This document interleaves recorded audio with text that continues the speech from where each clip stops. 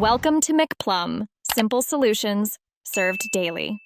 You'll start by enabling the accessibility features that let you control macOS fully from the keyboard.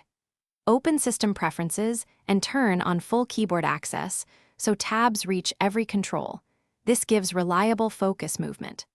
Once done, enable mouse keys and VoiceOver.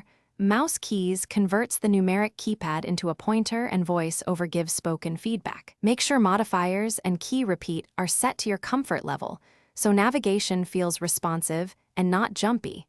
Then we move into actual navigation, and now you'll navigate applications and manipulate windows without a mouse. Use Tab and Shift-Tab to cycle focus.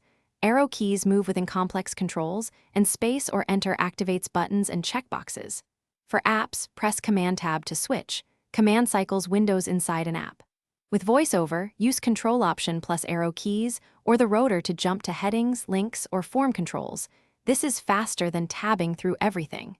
To move and resize windows, use keyboard shortcuts or third-party tools that map window actions to keys.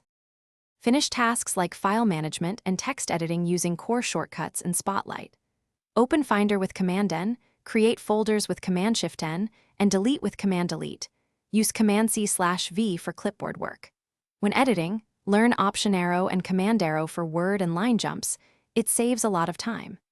If something stops responding, toggle VoiceOver with Command F5 or disable and re-enable mouse keys in accessibility. If that fails, log out or reboot. This restores input focus and usually fixes sticky focus or pointer mapping issues. Thanks for watching. Stay juicy and subscribe.